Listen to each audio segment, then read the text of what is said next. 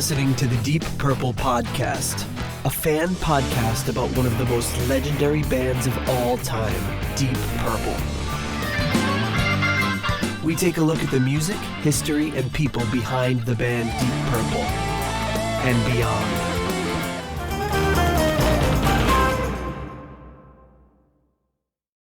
Welcome to the Deep Purple Podcast, the first and only podcast devoted to one of the greatest bands in rock history, Deep Purple.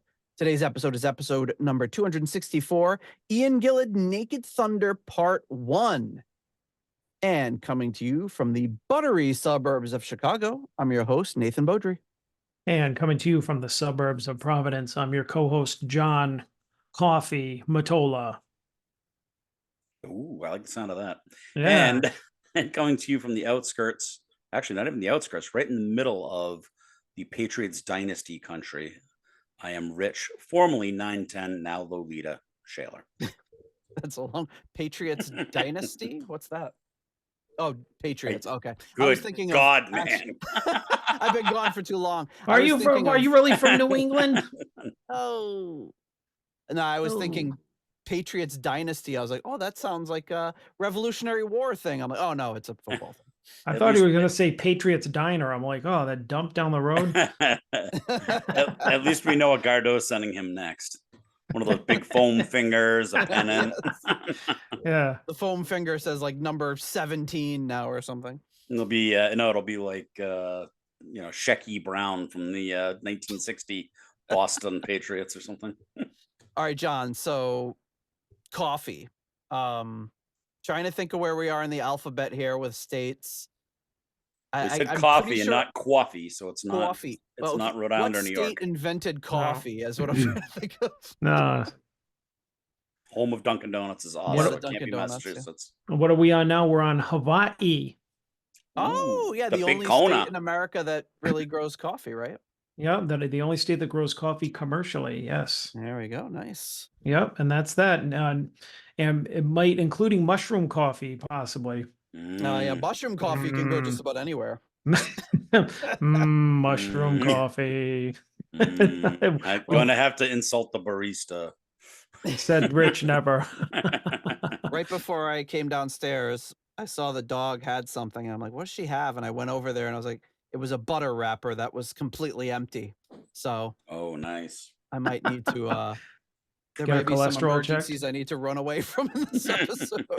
Many times she's gotten the butter, like, making something and left it on the counter, and she's grabbed it and made me get a little nibble. But this she got. Luckily, there wasn't much left. But I don't know how much butter it takes to make a dog have explosive diarrhea. But we might be. I think you're gonna find out sometime during Naked Thunder. Well, what song? Let's put some money on what song it's going to be. Where I have to say I'm handing over the reins to you guys for a minute. Well, possibly. We're only doing the first half. Otherwise, I would have said no more can on the Brazos for some reason. No more butter on the wrapper, unfortunately. All right, folks. Well, the Deep Purple Podcast is 100% listener supported and ad-free. And if you want to keep it that way and you receive some value from our show, consider giving us some value back. You can do so a number of ways. One is by leaving us a 5-star review on Apple Podcasts. 2 is by buying some merch on our Etsy store. Please do. I should do a flash sale for whatever we've got left on there. Cheap mugs or whatever. We'll see. Become a patron on Patreon or on his PayPal for as little as $1 a month. You can help support the show, and you can also donate on Cash App, $DPPOD, or on Ko-fi. And speaking of the wonderful folks, inexpensive. I was just gonna say inexpensive, not cheap. Yeah, that's right. Great value, but low cost. And speaking of people that support our shows, coming in at the in memoriam tier, we have the wonderful late Gerald, Jerry Kelly, and family. At the $25 Uncommon Man tier, we have Ovis Nakvi and Purple Maniac. At the 15 Squid tier, we have Alan. Oh, it went back to the old one. Oh, boy. How did I mess that up? I know you're gonna. All right. Yep, I'll have to go back to that one. At the $10 Good Doctor tier, we have Dr. Mike Catan. At the turn it up to $11 tier, Clay Wambacher, Frank Thielgard Mortensen, Mickelstein, Will Porter, PhDPP, Michael Bagford. And at the $10 someone came tier, Ryan M, Jeff Bryce, Victor Campos, Better Call Saul Evans, Peter from Illinois. And at the Hughesoween by 2033 tier, Fielding Fowler.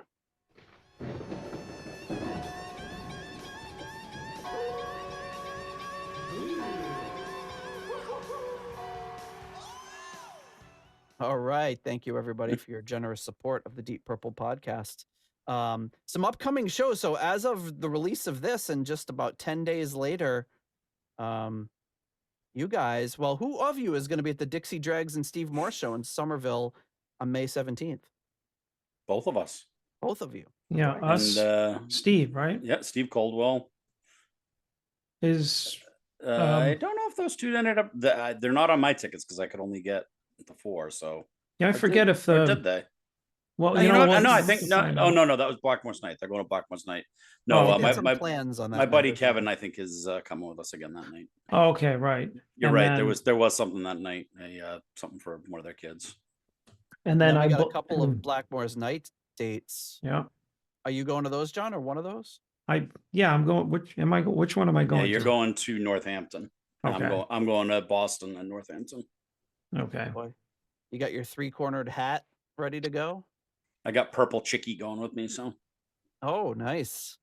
Just going to see a little A hot date. hopefully I'll have her bag for her.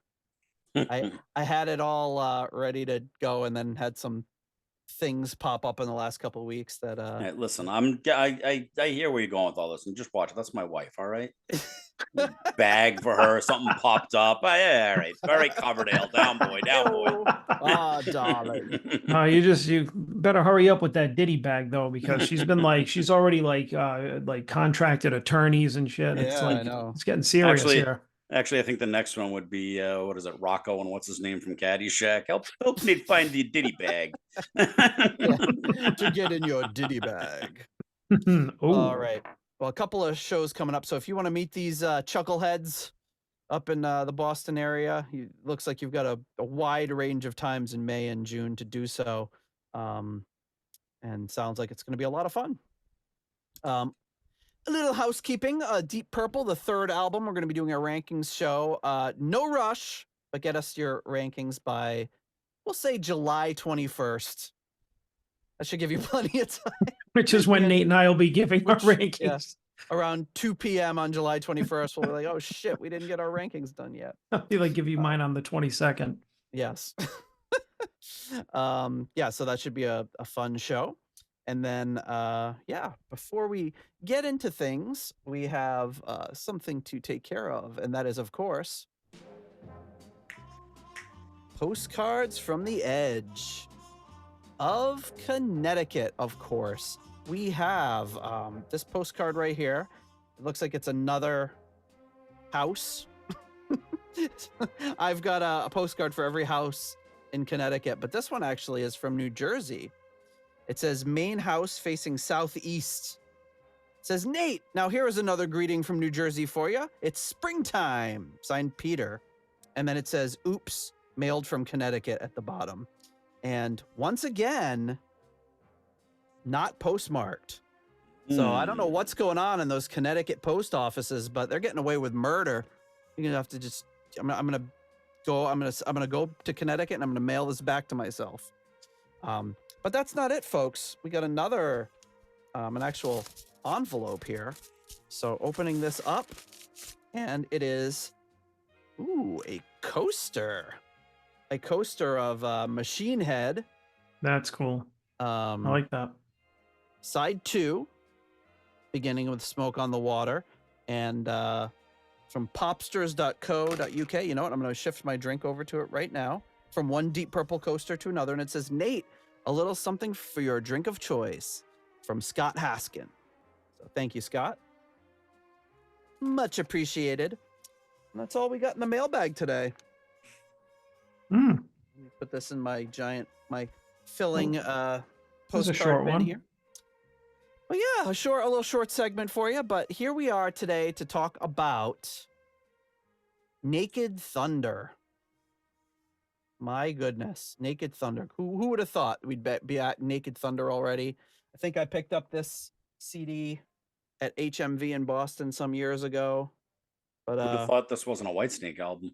I know. Coverdale will be doing something else in the sand there. Or it just would have just been naked. Naked and sand, not so good together. It would be called Sand in My Cracks. It's a little bit of a gritty track. So what's your do you guys have any history with this album? I was actually trying to think of it because I knew you would ask that, and I want to say that it wasn't released here. Does that sound right? Yeah. Yep. I don't think it got released here until like the later part of the 90s, and I was kind of in full swing with my after Perpendicular, I was heavily back into my Deep Purple, so everything that came out I was grabbing up, and I think I grabbed this right at the time, and there was a lot of talk on the early internet about at least a couple of the tracks because Roger was producing or had produced one of them, and so I know I bought it on that strength, and I don't recall liking it very much. Yeah. It wasn't really my cup of tea at the time. It sounded very of its time or dated at that point. It just wasn't what I was into, so I don't think I gave it a lot. I gave Cane on the Brazos a bunch of listens, but that's about it. No more Cane on the Brazos. And maybe I haven't really listened to it, so it'll be interesting to hear the songs again. I remember liking Toolbox, the next one, much better. Yeah, I remember getting Toolbox at HMV as well. This one says it's made in Germany, so it might have been German. I know it came out in Germany, UK, and Japan, but I don't think it did come out here. This one came from Germany somehow. I don't really remember buying this one. But John, do you have any history with this one? No, actually, I don't. I can say with some certainty that I haven't heard like this album. I mean, I'm familiar with it. I know like the album cover and everything, but I just never got into any tracks. I don't think I ever bought it or listened to it. I mean, I know it's his next, I guess you could say, kind of solo effort after Accidentally on Purpose, if you would call that a solo effort, but that were, his next solo thing outside of Purple. But he was outside of Purple at this point. Yeah. So this was like after. Well, yeah. I mean, he did that one. Accidentally on Purpose. Yeah, he was still in Purple. Yeah, they did, and then they did House of Blue Light, and then he got shown the door.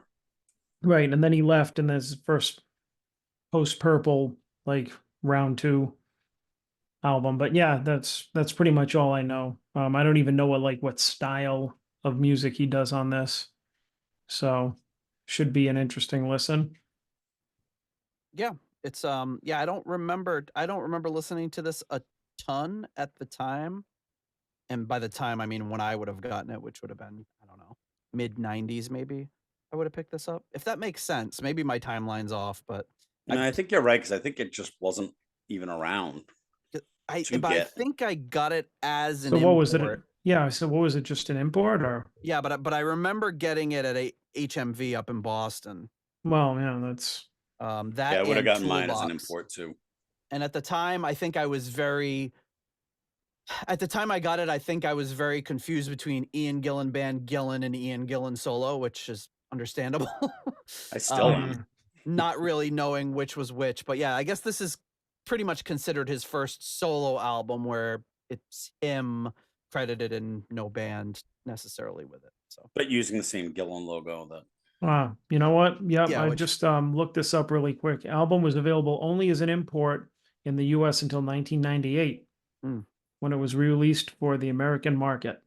So I definitely got it before 98, but I don't think I bought any albums in 98, 99. I was working too much.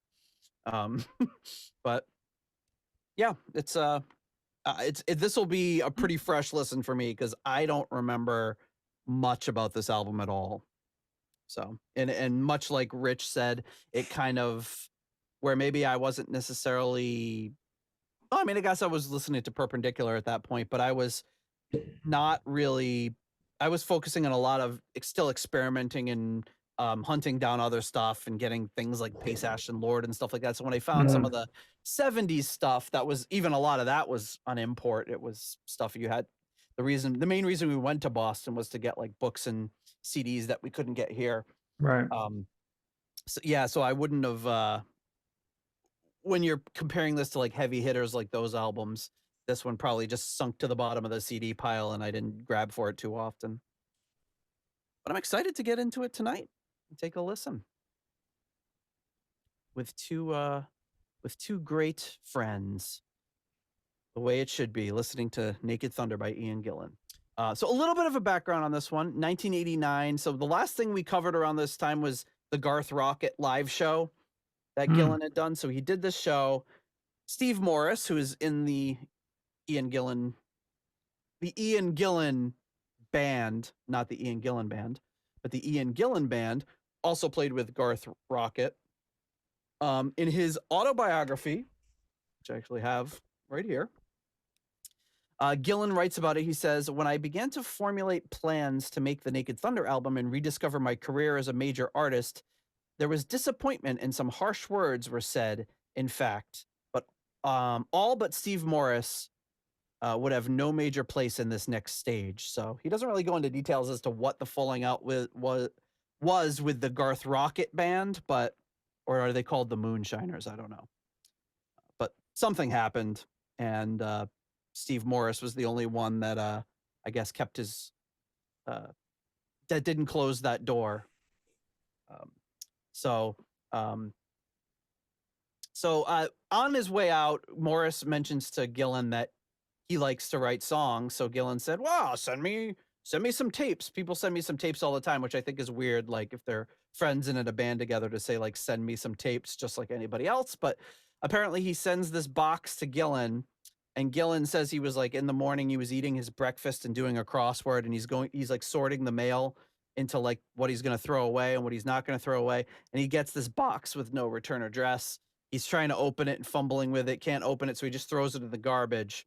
And then some years later, he's playing pool with Graham Underwood and he's saying, "What is this we're listening to? This is really great." And he said, "Oh, this is something I took out of your trash." And it was a demo tape that Morris had sent him of some songs he wrote.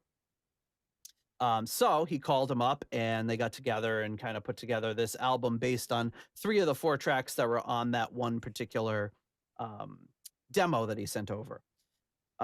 This album was made at Duncansby Crescent, Woodcray Studio, Amazon Studios, and Olympic Studios. Gillan mentions, I think it's in the liner note or some interview somewhere, he mentions Bev Bevan being on the album, but I can't find any evidence that he is. As far as when it lists the performers here. Oh God, is that the performers? Oh, well, maybe it says it there, but I don't have a microscope to be able to read that. Gillan said there have been a lot of changes in the industry, and he struggled to find a deal for them, but eventually signed with Teldec East West and released this album in July of 1990. So there you go. The band, or the folks that perform on this album, backing vocals by Carol Kenyon, who worked with Duran Duran, Pet Shop Boys, Gary Moore, Pink Floyd, Tears for Fears, and many others. Dave Lloyd, he was in a band called Nuts, and another band called Rage. Harry Shaw, who was in the band Hard Stuff with John Gustafson, and also Johnny Gustafson himself on backing vocals. And Gillan says that the musicians in the band were not great singers, so he brought in all these background vocals to do some of the harmonies and stuff that he wanted to do. On drums, Simon Phillips, the legendary all-purpose guy on so many other projects. On guitars, bass, and keyboards, Steve Morris. The horns are the A-Team horns, which have no other entries that I can find. Credited as other Brazos, Roger Glover. Saxophone, Abby Donnelly. On synth, we have Tommy Iyer from the Grease Band, Gary Moore, B.B. King, Michael Shankar, a bunch of other folks, and Peter Robinson who played keyboards on Jesus Christ Superstar and was in Quatermass. So you got what, 2/3 of Quatermass on this album. Tommy is probably most famous. He plays in Joe Cocker's version of With a Little Help from My Friends. There you go. He does that keyboard intro, and then he also played on Wham's most famous album. Oh, really? Yeah. Wake Me Up Before You Go Go? Talk about a dichotomy. Yeah, I think he played on the whole album, and Boy. he also did Careless Whisper.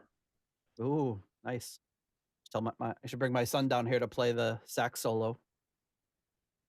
One of his favorites. As long as we get a drum solo too.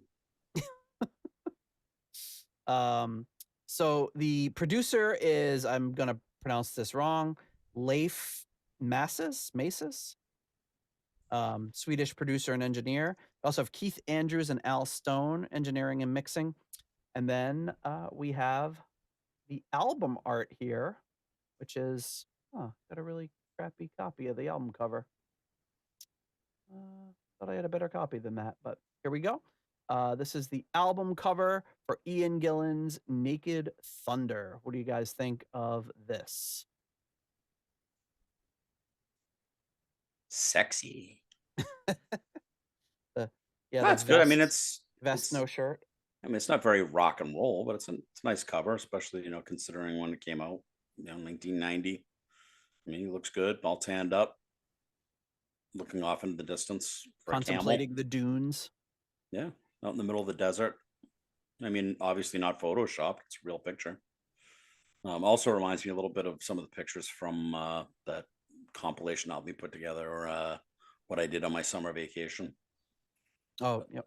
Yeah, but yeah, cool, good font. I don't know, I don't hate it. No, yeah, the font for Naked Thunder looks very familiar. I can't place it. Well, I mean, I always knew this. I always knew the album cover, but and I always thought it was a cool album cover. You know, Gillan still looking good over here. But the one thing that I think maybe it's probably why I never picked it up is like I don't know what kind of album this is supposed to be. Right. You know what I mean? Like I was at that point, I was questioning when this album was probably out or available, if I even wanted to listen to any music that Deep Purple or anybody was in it was doing, because it was so different from what it was in what we discovered from the 70s and even the 80s stuff. So to me, I'm just like, all right, like I'm looking at this cover, I'm like, so did he make like a new wave album, or like what is this? What is this supposed to, like? It doesn't look like I think you said, Rich, it doesn't look like a rock album cover. No, it's almost like a easy listening or adult contemporary. Yeah. So I'm just like, and at that time, I'm like, I'm not gonna spend my $17 or whatever on the CD to find out. No, and well, especially those imports were expensive. Yeah, you can see Kenny G coming up over that sand dune over there. Or if you just put a little mustache on Ian Gillan and replaced it with Yanni Naked Thunder, I think it would be like, yeah. I don't think I would even bat an eyelash if I saw that. No. But yeah, it does look like kind of an easy listening or contemporary album cover. So that's probably why I wasn't excited to buy it. That being said, I do think it is a cool album cover. Yeah, not bad. He's like halfway to his desert chic look. He's got those pants on. Yeah, it's pretty nice. Yeah. Yeah, he's wearing one of those what did Ritchie call it? Ridiculous vests. What didn't you say? Like, what do you say? Look like a clown, or he's wearing pajamas or something? Yeah, he comes on stage wearing those silly vests or something. I'm like, I like his vests. Said the man in tights. The man in tights with pointed shoes and a pilgrim hat. I do like that in one of the interviews he admitted that he never really got in a fight with Gillan because Gillan would kill him. Hey, yeah. Gotta give him credit for that. Yeah, he says he's gonna bring like 2 Swedish guys over to get him in the alley. He's like, he won't know it was me. All right, so that's the album cover. Back is just the dunes without Ian. So I love the classic, like super boring early CD. That's just like blue print on a silver background. Mm. That's all that this is. Nothing. So it was recorded in analog and looks like mixed and mastered in digital. At the this is the record. So the record, I think, has a gatefold. This is the first side, and then that's the second side there, which is kind of cool. It's got this sort of like South American, native South American looking art of like a bird or something. Is kind of cool in the background. So you know what that is? That kind of bird is actually called? I don't. It is a sherkuzu. Oh, wow. I just made that up. I was buying it. I know. I didn't want to set up bad information on the podcast. Like Share Kazoo. Yeah. But the all kidding aside, though, you know what that reminds me of is the artwork, some of the on House of Blue Light, like the little logos they did for each band member and everything. It's that same kind of feel to them. Yep. Yeah, it's kind of cool. It's weird. Like, I don't know that this is like with the sand dunes, it makes you think he's like somewhere else, but I don't know. It's kind of cool. Looks nice. And you've got the back Japanese cover there that's advertising the Ian Gillan band Child in Time album and Toolbox. Yep. Then you've got the record things there, and that's about it. Nothing too crazy in the liner notes. Surprised the promotion wasn't there for this. I mean, it was on Tel Deck. the famous Tel Deck. Yeah, from world famous. Yeah, Gillan does a good job in his book of kind of some people like will in their biographies will say things like where you can read between the lines and be like, okay, how much am I trying to say? They'll make it sound like they were bigger than they were. And Gillan does a pretty good job of being like, hey, I had a hard time shopping this around and I had a hard time finding a label to release it. Whereas other people would, I feel like other people would inflate their own ego by saying some I chose to go to a smaller label that would take my art more seriously and allow me to do what I wanted to do. Yeah, exactly. Geffen wanted to have too much control over me, so I found Tel Deck because they supported my creative ideas. And like he's just like, nah, man, I had a hard time getting somebody to pick it up. Yeah, Tel Deck called me up and they're like, yeah, we'll take this, and it was like, thank God. They probably didn't have a huge marketing budget, but yeah, that's the album. The cover was designed by Stilo Rogue, London-based company, hundreds and hundreds of album covers in there, and the photography by Simon Fowler. Any relation to Fielding? I don't know. We'll never know. Anyway. Before we get into the tracks, let's thank our core level patrons coming in at the $7.77 Keep It Warm Rat tier. We have Michael Vader. At the $6.99 new nice price tier, we have Spike the Rock Cat and Sugar Tea. At the episode $6.66 tier, we have Steve Coldwell and Arthur Smith. Getting support from the patron Arthur Smith. Anton Glaving and Charles Meadows. At the $6.65 Almost Evil tier, we have Kenny Wymore and Richie Sucksmith. At the $6 What's Going On Here tier, we have Richard Fusey. At the $5.99 Nice Price tier, Robert Smith and Carl Hellberg. And at the 60 kroner Scandinavian Nights tier, we have Newt Morton Johansson.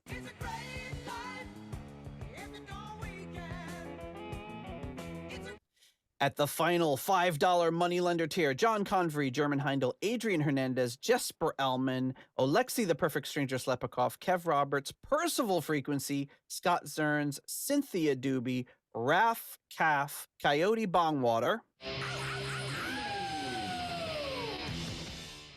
and John Maselli.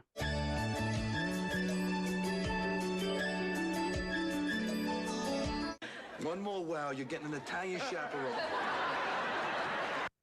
All right, that was Sam's boyfriend was saying wow when he saw her before the date. He was like, wow. Yeah, Tony wasn't having any of it. All right, are we ready to get into some tracks here?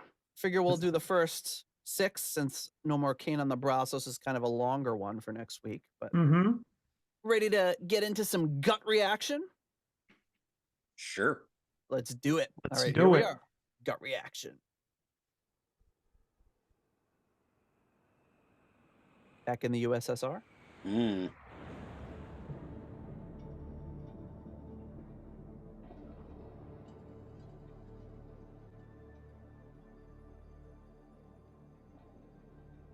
Not what I was expecting. Very slow burn on the start here.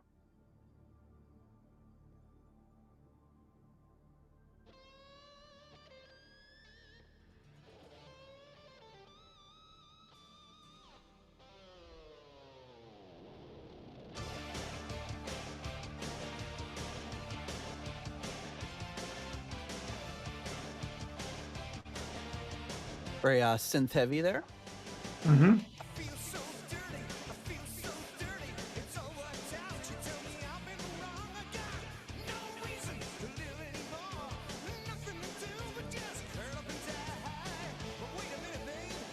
said Simon Phillips is playing drums, right? On some tracks, I believe. This sounds like a drum machine to me. It does, yeah. Yeah.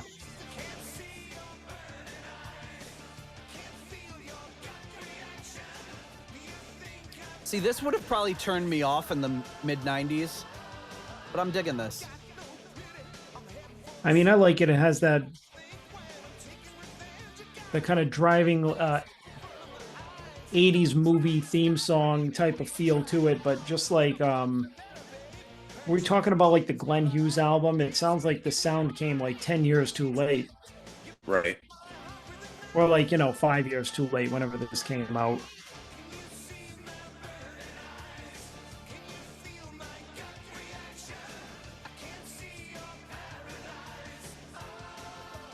But I mean, now after the fact,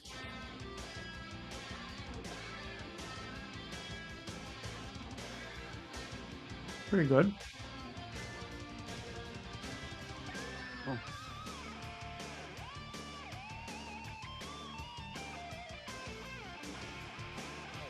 What do we say? This was 89 or 90? Came out in 90, so probably recorded 89. Yeah, so that was tail end of the 80s. Some of this kind of music was still being recorded.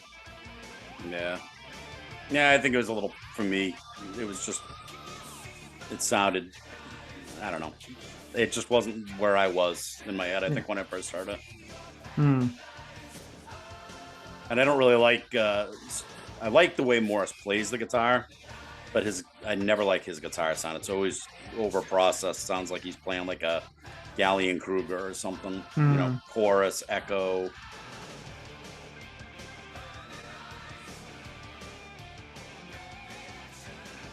Although the sound he's using on the solos isn't bad. His playing is pretty strong on these solos. Yeah, no, I like him as a player. The tone is very, like, I see what you're saying. Like the guitar tone sounds like a few years earlier would have probably Yeah, like this landed a song little sounds like it different. could have been like in a, like the theme for like the fight scene in like Transformers the movie or something. If they had bumped that Weird Al song, they could have used this. That was and I've grown to love that Weird Al song. Speaking of which, It's a great song. great original, yeah. All right, gut reaction, guys. Go with your gut. What are we ranking this one? Who wants to go first? Let John go first this time. Oh, okay. My gut reaction says 3. I thought it was pretty good. I mean, I like kind of make fun of it, saying it sounds like a Transformers song or whatever, but I mean, I kind of dig it. Like, out of context, like I said, we're not listening to it in like late 80s, early 90s anymore. We're just listening to it now, and like, yeah, it might be a little late on that bandwagon, but I mean, it is the kind of song that I do like to hear from time to time, and it was kind of cool hearing Gillan do it, kind of like a super 80s, not really something that sounded like anything he did and his solo stuff before. So Yeah. it was pretty cool. All right, Rich, what do you think? I was toying with the 3.5, but I think I'll go with a 3 as well. The guitar solo was better than I remembered it. I thought the guitar solos were very good. But the reason I'm giving it a 3 is there are live versions of it out there. And I don't know if this is one of the ones he redid for Gillan's In or not, but I know I've heard other versions of this that I like better. This just doesn't have the oomph that I think it needs to have. But again, not bad. Came on, I wouldn't skip it. Yeah. I kind of went through the same thing you did, and I toyed with giving it a 3.5, but I will also give it a 3. I like it. I think it's like I said, when I first listened to Accidentally on Purpose, it definitely did not resonate with me until later. And I think this is kind of the same thing where I was like, I would listen to this. I was excited about getting into this album and listening to it again for the first time in many, many years. And opening track is good. I think that synth sound would have turned me off, but that sort of synth sound has gotten it's so old at this point. It's kind of retro and cool sounding. But at the time, I hated it. I hated like any keyboards or synths that sounded like that. I don't know why, but Me too. I'm still poisoned about synths in bands. I still don't like them in bands. yeah, I mean, I like a lot of them, but this kind of sound like I like a lot more analog sounding synths, but this one would have definitely pissed me off, but I like it. I think depending on the context, personally, I really don't mind any of those. Like, obviously I like the keyboards and Hammond and everything that John Lord was always doing in Deep Purple. I'm like, oh yeah, that's great. And this kind of stuff, I agree with you. It was like, at the time, I'm like, ugh, no, thanks. But when it has a time and a place, I do enjoy it. It makes me nostalgic which is weird because at the time I hated it. Yeah, it's a weird feeling, right? It's I'm Feeling nostalgic for that. I'm that time I nostalgic for hated. hating it. I remember back when I hated that. That was the best. All right. Next track up is Talking to You. Whoa.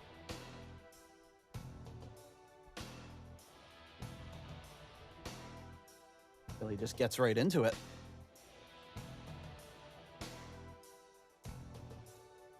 I like this kind of dark and dirty groove here.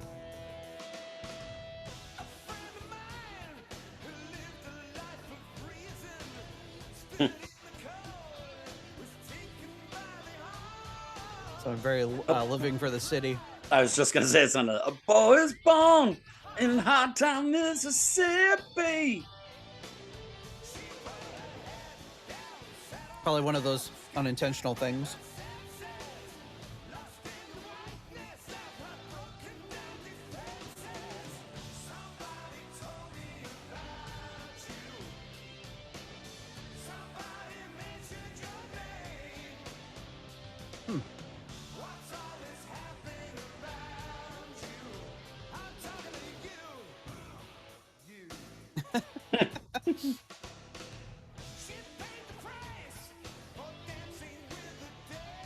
Yeah, he's that first.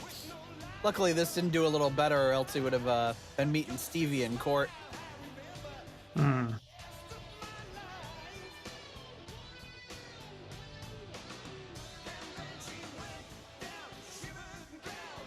I would assume that Steve Morris did more of the writing on this one because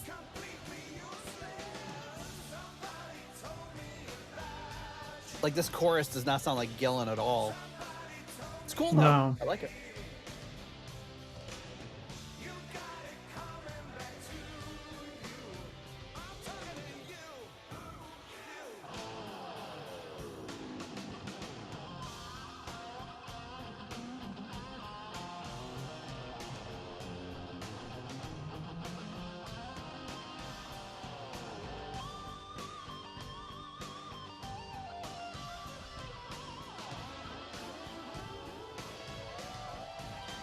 I like that. Yeah, Yeah. good solo. Nice solo.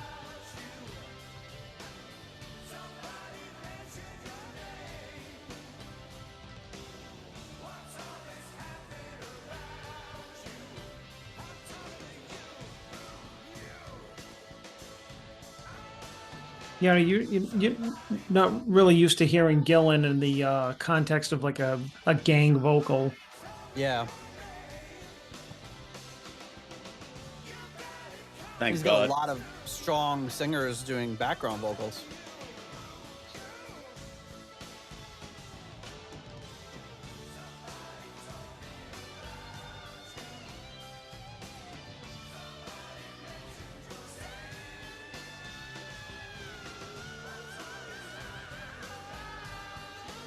There he goes. Wow.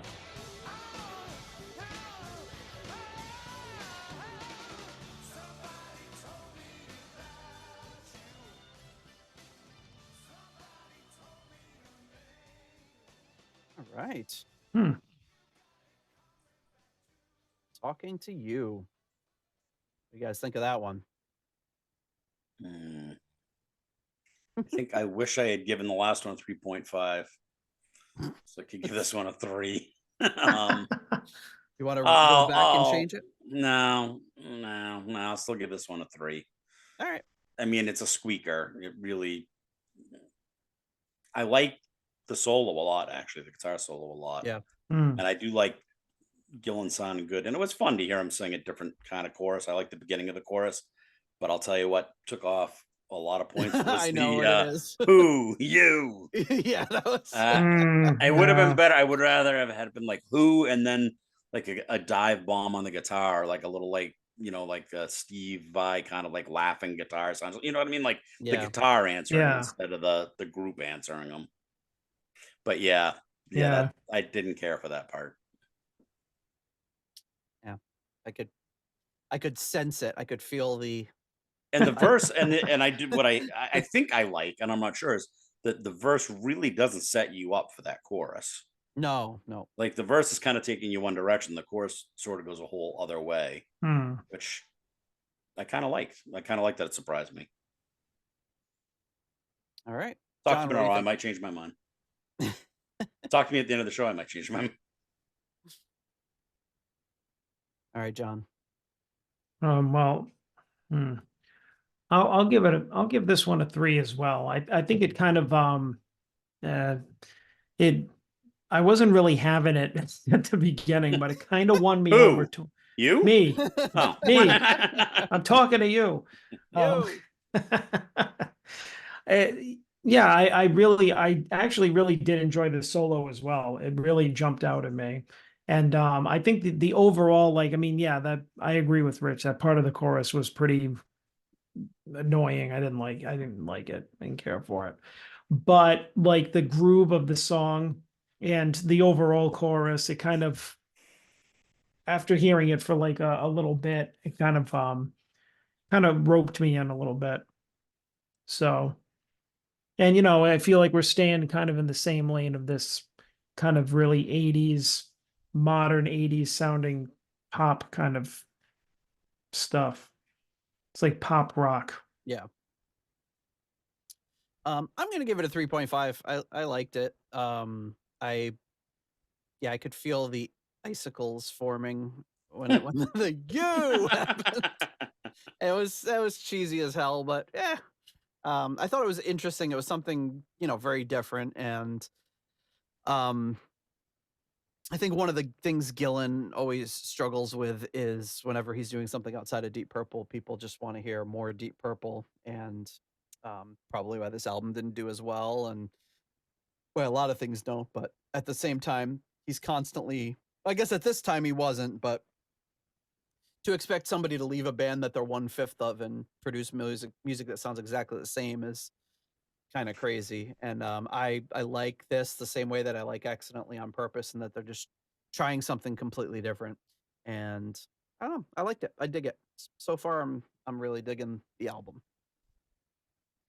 Which brings us to our next track, which is called No Good Luck.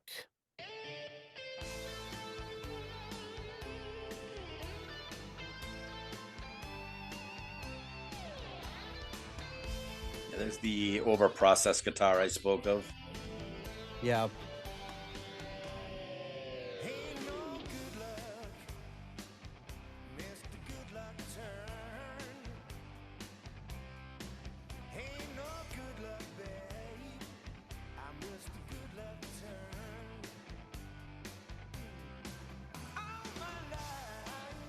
The real drums help.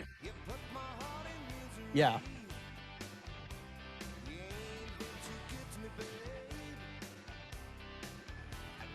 I think Simon Phillips is, I think, listed as the only drummer, so.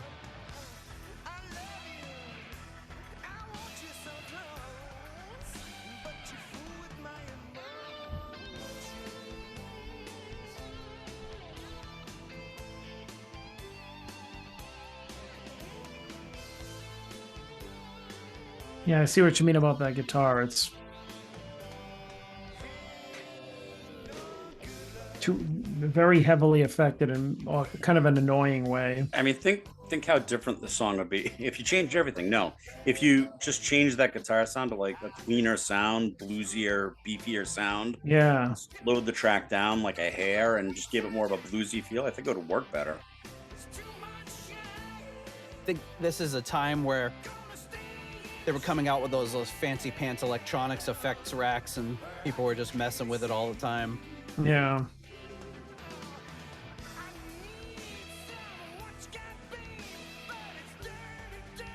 And my guitar teacher had one of these probably around this time, and like on his belt, and he would like plug his guitar. I was like, oh my God, it's so amazing. He can make all these sounds. It probably would sound horrible now if I heard it. Hmm.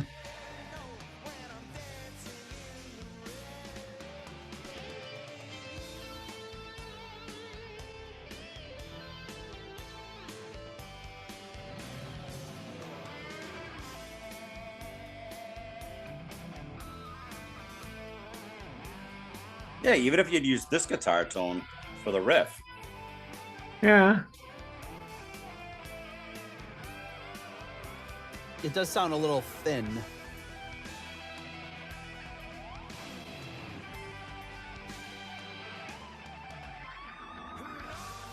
Yeah. Nice little swelling organ there.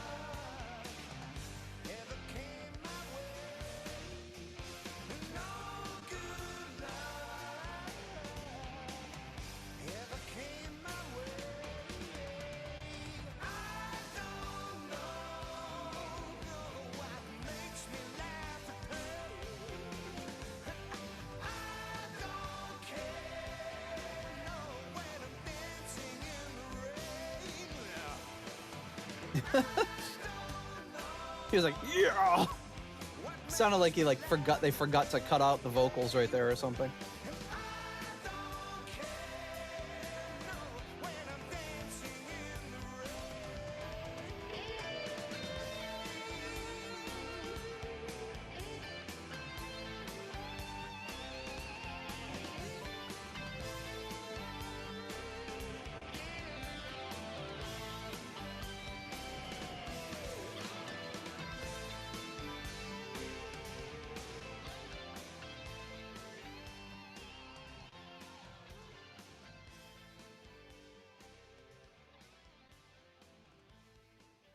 Right. That is No Good Luck. Ian Gillan. All right. Who's kicking it off? John, what do you think of No Good Luck? I don't know. I don't think this song's gonna have good luck with me. Giving it a good rating. I'll tell you that. There we go. I'm gonna give it a 2. Ooh, Wow. ouch. Nice. A low average? Ouch.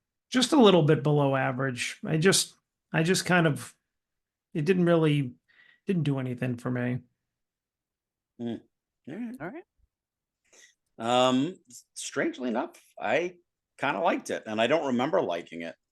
First thing I got to do is I got to apologize to Steve Morse, because I've always kind of, I don't know why, but just had this thought of him in my head of like he was just lucky to be brought along by Gillan, that he was a subpar guitar player, and that you know, just like his neighbor or something. And it's like, hey, you want to play on my album and tour with me? Like, and he was doing him a favor kind of thing. Like, Hmm. and I take that back, man. I've actually really liked all three of the solos so far a lot. You know, some of the sounds he's getting, I'm not crazy about, but and then this one kind of grew on me. Like I remember the song from having listened to the album, and I actually like when it gets to the real chorus of the song, because there's the bridge actually sounds a little like a chorus, but then when you get the only thing, I would actually give this a 4 if Wow.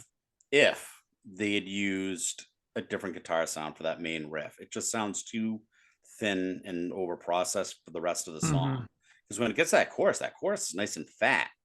And even the guitar solo sounds a lot fatter. I don't know. But all that said, 3.5. All right. I will also give it a 3.5. I liked it a lot too. Sorry, John. Yeah. What are you gonna do? This is why you don't let him go first. By That's the way, why I'll you need do this. let him go first. You're getting unfiltered, unbiased. By the way, reaction to John, I something. will need a copy of the spreadsheet, a hard copy of the spreadsheet, just in case it doesn't go in. Son of a bitch. Uh-oh, what happened? No, you know, it's from our conversation earlier. Why he was all cranked up? Why he was all cranked up at the beginning of the call? Oh. You need to get it. You need, Yeah. needs I'll print this up. It'll only be about like 500 pages. Nate's gonna need to initial that for me as well. Yeah, I will. In triplicate. I'll spin these out on the mimeograph. All right. So that last song had no good luck with John, but will this next one be nothing but the best? Well, we'll have to find out.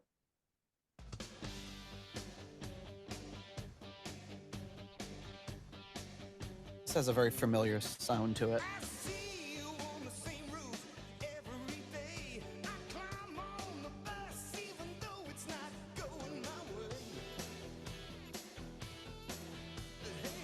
Sounds like something from Surfing with the Alien. The music. Oh, good call, yeah.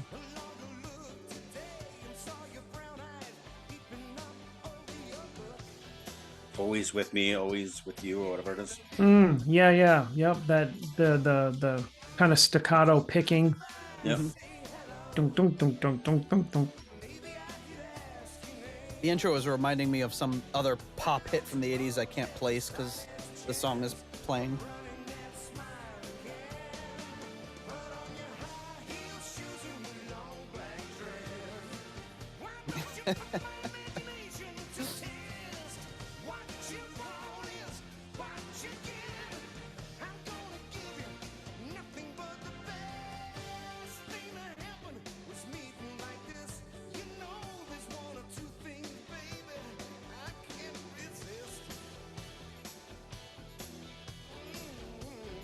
I'm a sucker for that type of lyric play where the last word of the chorus is the first word of the verse. Yeah.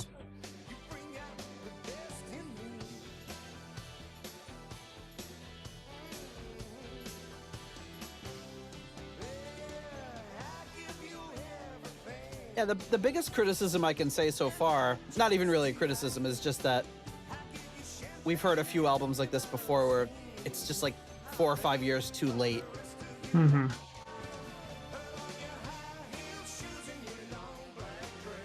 I feel like this would sit right at home on like the Pretty Woman soundtrack or something. Oh, Next yeah. to the king of wishful, montage. the king of wishful thinking. Yeah.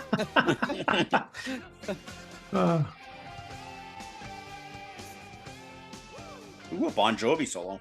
Yeah.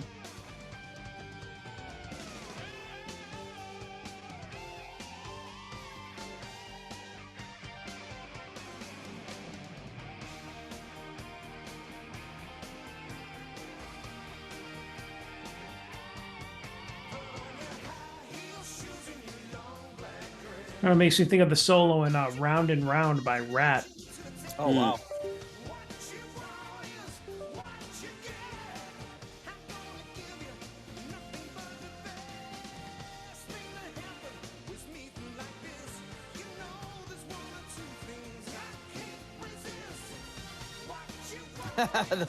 those horns really. Oh. Well, I guess those are real horn. They had a real horn section in this, unless. From the A team. I pitted the fool.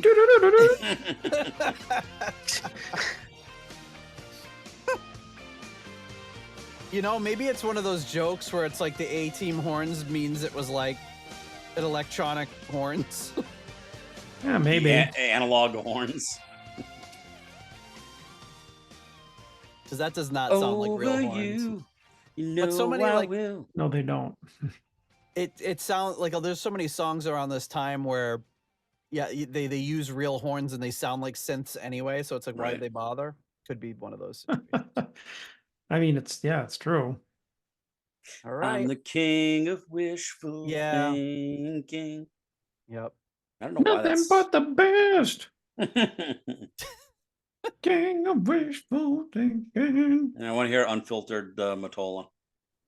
There you go. You just did. I have to turn off the zoom filter so we can get you in all your glory. Oh, what did like none of it go through for you? Yeah, sometimes it. Oh, I heard all of it. All right, king of wishful thinking. Nothing but the best. What do you guys think? John? You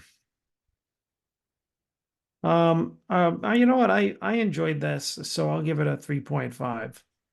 All right. That's not the best, but it's getting there. It's approaching the best. That is something but the best. Yeah. Something other than the best. Yeah, it was I thought it was pretty catchy. Yeah. That's what I liked about it. I know we've been talking about the sound of the production of the guitar, the sound of the solos and everything. This one actually didn't really do anything for me. That kind of like double melodic type of thing. It was pretty cool, but it didn't stand out like a couple of the other songs. But no, I think the solo fit the song. Actually, I agree. It's not a standout solo, but I think it fit. So I'm, as far as me ever listening to the song, pretty unlikely. But I think it's a well-crafted song. I think overall it's a well-done song. Like I said, it easily could have been on a movie soundtrack or, and I wouldn't even thought twice about it. Like I said, I love that when they use the last word of the chorus to go back into the verse, like, in the Beatles Here, There, and Everywhere, they do that. And, it's something that I always enjoy. I think every time I hear it in a song. But anyway, in this one, I think it's just well-crafted song and the super 80s sound, because it's across the board. Everything has the appropriate sound. It doesn't jump out at me as much. It almost just feels like, a single piece. So I am also going to give it a 3.5. It's a good point about it all sounding kind of the same. As far as the era of the production, I'll give it a 3.5 too. I'm enjoying it. I'm enjoying this it's fun to hear Gillan singing things other than what you normally hear him sing. And I think this is no different. Sounds really cool. And we haven't really talked about that either, but his voice sounds great. I mean, obviously this is still right in this wheelhouse. And spoiler alert, when we get to Toolbox, he really sounds good, but sounds good here too. All right, just cruising along here, but the next track up is Loving on Borrowed Time. Ooh, bringing in the fretless bass there.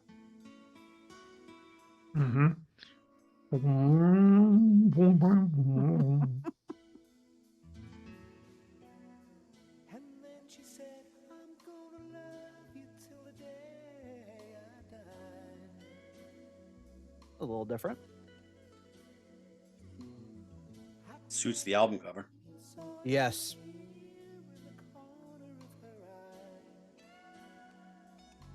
I almost wouldn't recognize it as Gillan singing yet. No.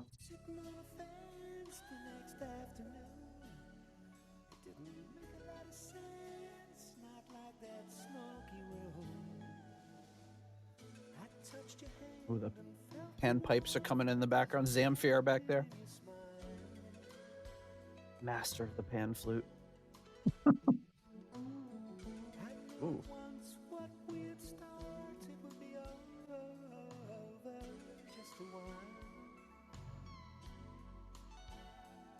It almost sounds like the guitar is like sped up. It's so high pitched. Hmm.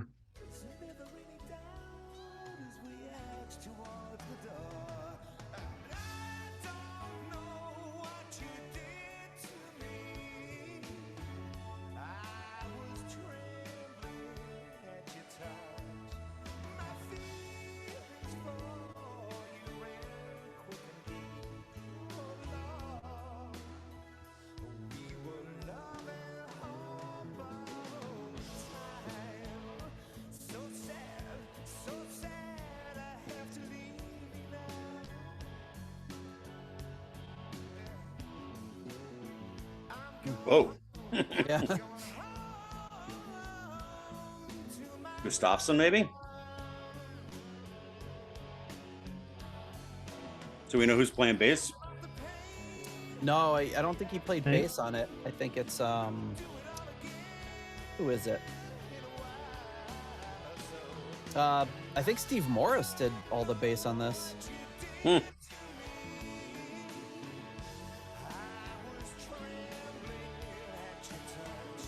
I know in the touring band he had Chris Glenn.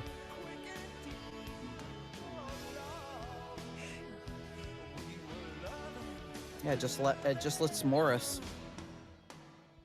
Yeah, cool bass riffs.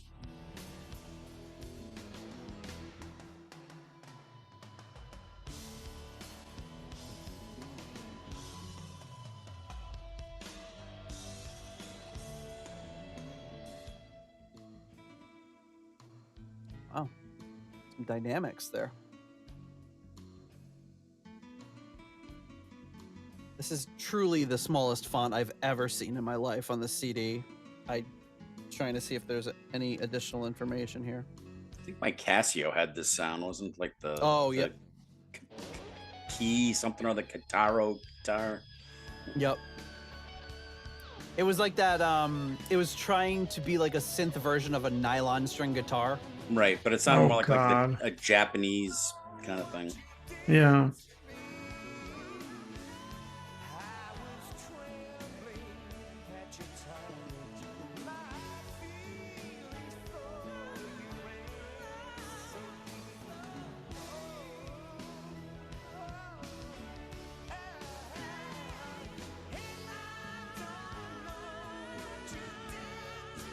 So this is billed as a duet with Carol Kenyon. You can really hear her now.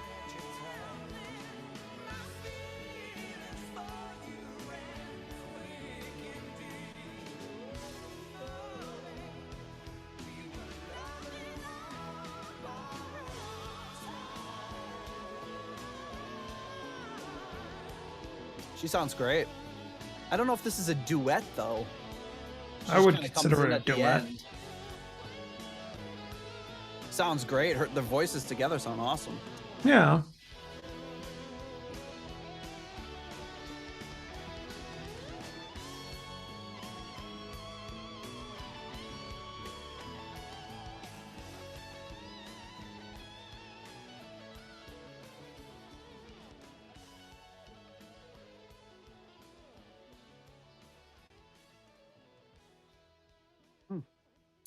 All right, Loving on Borrowed Time. Great play on words. What do we think of that song? I liked it a lot more than I remember liking it. I remember when it came out, I don't think I cared for it at all. I'm sure it was just because Gillan was singing in that quiet voice. I don't know why. I just looked it up, so I know that that's why. But there's another version of it on Gillan's Inn, which I think I'm more familiar with, and I think I like a little bit better. But I'd have to listen to it again to be sure. But I quite enjoyed this one. I like I like how the song's laid out. I love hearing Gillan sing differently, and I like that build when it first switches over to the and I like that, and I love the little bass fill. So I'm giving it a 4. All right. All right, John. 2.5. Oh, Didn't do anything for me. Oh. That's what it is. Yeah, I mean, I don't know. I John's just hating on feel borrowed time. Yeah, you know what? He came in cranky. He came in hot cranky. So well, He no, did come in no. hot tonight. Hey. If anything could cheer me up, it's all this. So calm down, everybody. No, I don't know. I just feel like this. I don't know. There was kind of like, almost felt like there was like a mishmash of things going on in this. You know, the I don't know, and it's like I feel like it's a good idea, but maybe it wasn't executed to the best of its ability, the way that I would have liked to hear it. And then this whole duet thing is like, I mean, I admit that hearing Gillan sing with someone else, a female vocalist, they sounded great together, but don't call that a duet. But I also think that we were talking about his vocals before. I feel like he's like not he's singing more subdued, because I get it, him singing in other styles. I'm fine with that, but it's just like, I don't know. I don't think a vocal production is as strong or upfront as, or No, I something agree. about it as I would like to hear him. Actually, Yeah. I mean, that being said, he sounds good, but I agree with you on that. It's not as in your face as as it has Mm. been and can be, and hopefully will be again. mm, And I also agree with that it wasn't executed. It's a better song than the execution allowed Mm. for. But I guess I'm kind of seeing through that, or I'm mixing it with the future version that he does mm, in my brain, giving it a little credit there. Yeah, that's definitely depending on which version you heard first, or yeah. remember the best, can cloud your judgment on the other one for sure. I'm gonna give this a 3.5. I liked it. I wished it was more of a duet, because I really liked her voice when she came in at the end. It was great, and hearing them sing together was awesome. Yeah, but it was cool. I like the dynamics of the song too. It starts off kind of such a very, very, very slow and very soft, and picks up, and yeah, I dig it. I think it was a good song. What's the one on Future Shock where he kind of sings?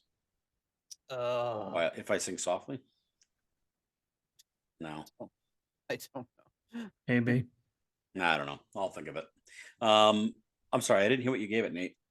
A 3.5. There you go. All right. The next, it's funny.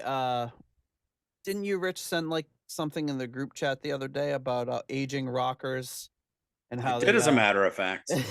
It's like this song about a girl is a lot creepier now that we're 50, or it's 50 years later or whatever. Mm. And this one, even in 1990, might have been a little problematic. But yes, I actually, one of our Facebook groups or whatever, somebody posted that same cartoon again.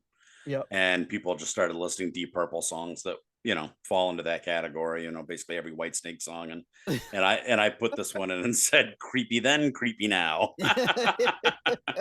Yes, it wasn't any bad. It's just much worse now, but it was just as bad then. Yeah, but with a title like Sweet Lolita, well, what more introduction can we give? Here we go.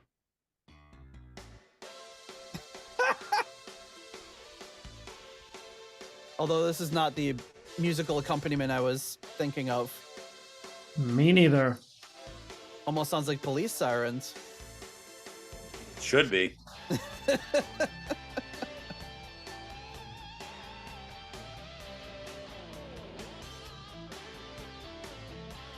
Part of me was like, I wanted to believe it was about something, and I read the lyrics. I was like, no, it's about exactly what what you would think.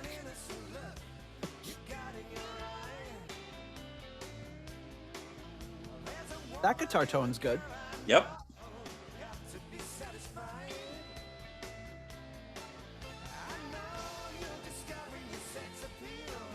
Oh boy. Rich is just shaking his head.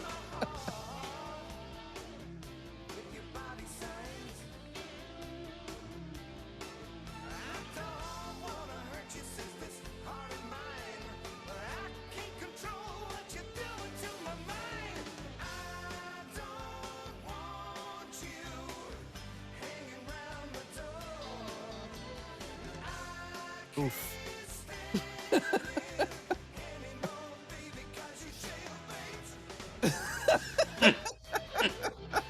Oh, Gillan. Oh, Subtle. man. Yeah, every line gets less and less subtle.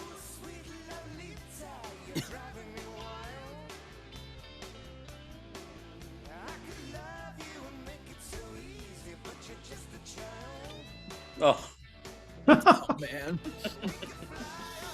Wow.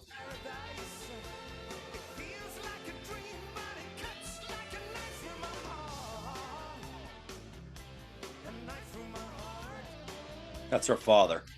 Yeah, yeah. He's gonna cut him through the heart.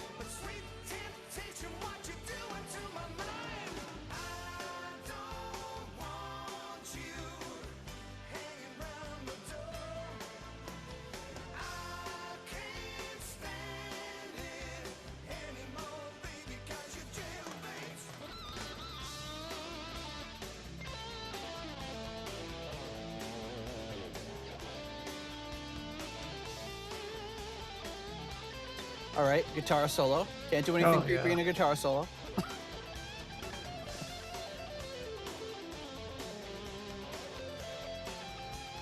Good guitar solo, crappy tone.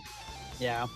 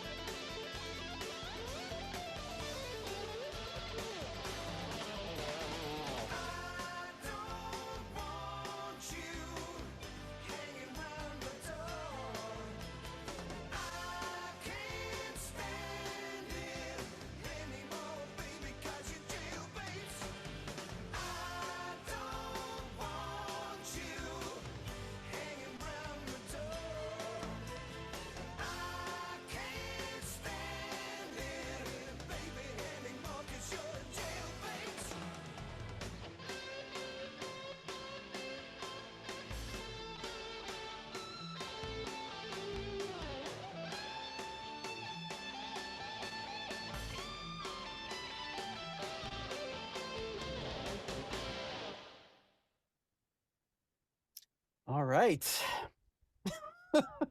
Yikes. I feel like it needs 2 ratings, one for the lyrics and one for Yeah. the music. I was Ugh. thinking about that through the whole song. How do I Yeah. separate the two? It's yeah. And the way you rate the lyrics will dictate if you have to register as a sex offender. If you rank the lyrics higher than a 2.5, yeah, you have to turn yourself in. Why did Nate correct you and say re-register? No. It's like you guys remember that it's probably one of the best SNL things in the last 20 years of the guy trick-or-treating or whatever, and he's like, hi, trick-or-treat, what are you dressed as?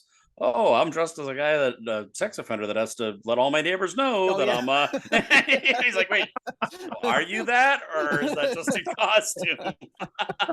He waits till Halloween to do it. Oh. Yeah.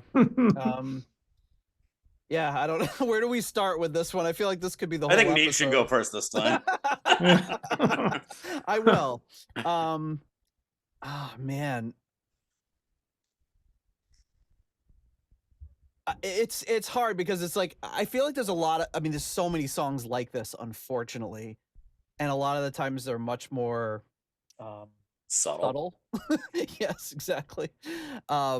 This is not one of those cases where you can't even like put the subject matter on the back burner or just try to think of something else, because it's like, you're just a child, baby, jailbait, blah blah. You're discovering your sexuality. It's like, oh man, it's getting worse. Like, Kind of stop like talking. Sexy and 17, Rock the Cradle with Love. Well, in the book Lolita, wasn't she like 13? Like I couldn't tell you. I think in the actual book it's about a 13-year-old. So it's like the fact that I'd almost wish you would have said you're 17, because you'd be like, okay, good. You're not right. You're not 13. It's still bad, but it's not 13. But yeah, I don't know what to say about this one. I'm gonna give it a 2.5 to just be like straight down the middle. I like the music. I like the song. I thought it was a really good guitar solo again. But I don't know when the point came when you like songs like this were a lot more verboten, but it was a long time where you could just do songs like this and no one would even question it. And it was, I guess 1990 was not the latest because it definitely kept going after that. But I don't know what the cutoff was. Like, what was the last acceptable song about this subject matter? I don't know. But it wasn't Sweet Lolita. I remember Domino. They used to play that on the radio like 50 times a day. That's pretty much of similar subject matter. Is it? Great song though. Just the Van Morrison song? The Kiss song. Oh. Yeah, that was 92. So. Oh, was it? Oh, yeah. Yeah. For some reason, I think of it being later than that, but yeah.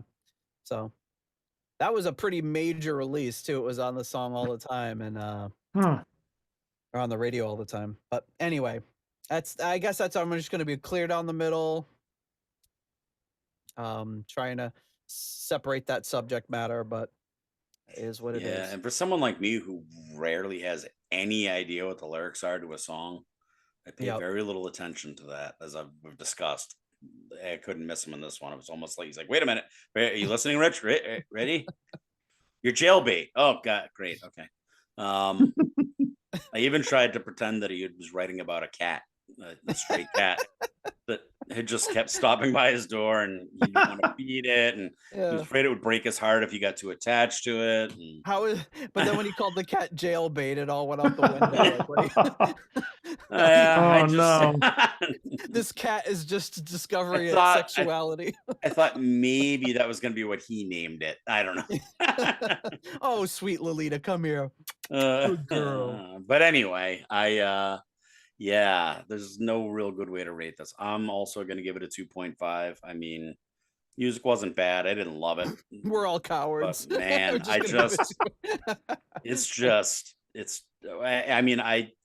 that's why I had you go first. I had no idea what to do with it. Yeah. The guitar solo was good. I really hate that tone that he has on a lot of the stuff. It's like that digital delay. I think that's really I got a little bit of that. It's all the mid range. It's like the Rock Man used to be. There was no, Tom Schultz didn't put any low end on it, and it's I don't know, it just sticks out. And if the whole production was like that, I might not notice so much, but like some of the other stuff sounds pretty good. That one song where we said, oh, the production is very homogenous, and it's all basically the same. It's because everything else is that very 80s mid-rangey synthy sound, and so it just worked together. But in this one, I don't know, didn't work as well, and the lyrics are just offensive. 2.5. All right. And if Rich is too offended by the lyrics, it gives you a good idea. When you've approached my line, you got a problem. Your threshold is pretty wide. So yeah, I think didn't I say that in one of our text groups the other day? It's just like, wow, when I surpass Rich's moral compass, that's when you know there's a problem. I forgot what it was, and even if I remembered, I wouldn't say it because it probably wouldn't be good. But yeah, like you posted something, and Rich was like, "Yeah, I saw that earlier, but I wasn't gonna touch it." And I was like, "Oh, that stinks." I was like, "Wow." No, I said when Rich's moral compass surpasses your own, yikes! you gotta question your values. It's a wake up call, John. All right, what do you think of this one, John? So subject matter aside, I liked it. I'm going to give it a 3. All right. I thought it was catchy. It is catchy. I mean, and I'm just talking like, I just thought like the music was catchy. I liked the solo. I like the melody, and it's like the more that I heard it, there were like some of these kind of the keyboard flourishes like in the verses and everything. It made me think that like it could have been in like the original, like a song like in a montage in the original Ghostbusters or something, like that scene where like where Dan Aykroyd is floating in the air and the ghost like unzips his pants. There you go. Something the like ghost that. was too old. I was gonna say, was it a 13-year-old ghost? No, but it was like those. It was kind of like those wavering. He was like, they said, oh yeah, kind of trying to. Yeah, they try to. Yeah, that's got a very kind of like horror sci-fi type of keyboard sound to it, which I think just added something really interesting. I mean, when you put all the elements of the song together, the least you could say, the most neutral thing you could say about it is it's interesting. Yeah. Yep. So John, 327 Maple Street. That's the address of the police station. If you head down there. oh boy. 2.5. I don't want to incriminate myself. that was the threshold. Yeah, we got that. Mr. McCullough, we hear that you gave Sweet Lolita a 3. I thought it was agreed upon that. We hear you rated this song from 1990 a little too high. See, apparently my moral compass is still horrible, because when you said you gave Sweet Lolita a 3, I was thinking, well, that's all he had to give. Hey-o. He's back. I'm back, people. Oh boy. Good on one hand, degrading on the other. All right. Well, just use the first hand then. Okay. Well, we made it past the Sweet Lolita point of the album. So next week will be easy. We're gonna break it off there. We're gonna stop there. No, now I can understand where Rich got his nickname from this week. There you go. Yes. He's not sweet. He's just regular Lolita, though. He's not sweet. That's why my daughter my daughter's arch nemesis one year at school was a girl named Caroline. And whenever anyone would sing that song, she'd like get legitimately mad. She's like, Caroline is not sweet. She'd scream. Wow. But anyway. Wow. Before we wrap up for this week, we have to do one last thing, which is, of course, to thank our foundation level patrons coming in at the £3.50 tier, the Deep Purple New York tier. We have Lord Longford. At the £3 aromatic feed tier, we have Simon Ford and Richard Brees. At the $3.33 halfway to evil tier, Stephen Sharp and Duncan Leask. At the $3 Nobody's Perfect tier, we have Peter Gardot, Ian DeRosier,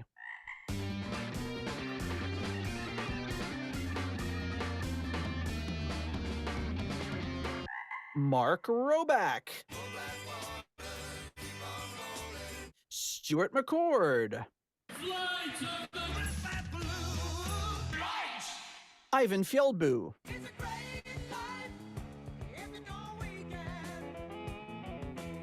Runar Simonsen,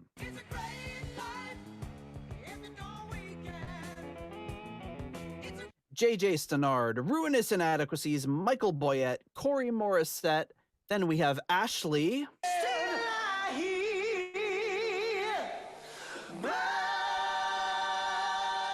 And Weston Supermare Pilgrim. At the $1.71 I Want My Own tier, we have Rich, Youngwy, Shaylor. Who the hell is that? And at the 10 kroner tier, we have Karsten Lau. Cold, hard Danish kroner. And at the $1 made up name tier, the ring. Oh, sorry. At the what do we call him to be appropriate? At the we have Leaky Mausoleum. What should we call him this week? I don't want to call him Sweet Lolita. Loliki. Loliki Mausoleum. Sweet Loliki Mausoleum. We'll go with that. There we go. Then we have, I lost my place now trying to find the song list. We have Steven Somerville, the Concerto 1999 Fanatic, Hank the Tank, Private Eyes, Ashen Lionel, Blackmore Tights, Steve Down to Earth Kohlers, Zwapper the Electric Alchemist, Anders Engstrom, ICDC, Derple Purple, and Purple Swede. Swede? Thank you so much to all of you for your generous support of the I Deep can't Purple fight podcast. this feeling. There you go. Purple Swedes themselves. All right. So any parting thoughts as we roll out of the first half of this album? Spoiler alert, I think if I'm thinking of the correct album, I think I got a 5 in the barrel coming up. Ooh. It's a teaser for next week, folks. Mhm. You know, I don't know. So far for me, this album is kind of what I was expecting, I guess you could say. Mhm. So not a bad thing or a good thing, just A thing.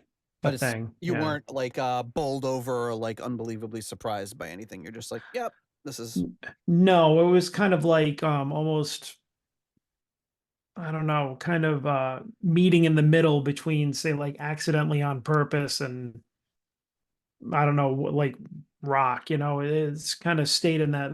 Accidentally on Purpose was a lot more interesting. I thought it was a lot better. Although Well, it's technically, more eclectic too. yeah, technically Gillan Glover, this was more, yeah, this seems to be more 80s pop rock. Yep. Only one that shocked me for you was I thought you would like Loving on Borrowed Time a little bit more just for Gillan's vocal delivery. But I understand what you're saying. It was kind of a little bit all over the place. But yeah. And I mean, I wanted to. I mean, I heard him kind of the vocal at the beginning, and I'm like, oh, that's nice. But I mean, it didn't really kind of get there for me. So Yeah. All right. Well, there you go, folks. I thought this was going to be a shorter episode, and it would. It was either do a 3-hour episode on the whole album, or or break it up into slightly shorter episodes for the two halves. Got some good. Got the rest of the tracks next week, as well as some good reactions and some reviews, some contemporary reviews. So that should be interesting. nice. See what everyone else has to say about it.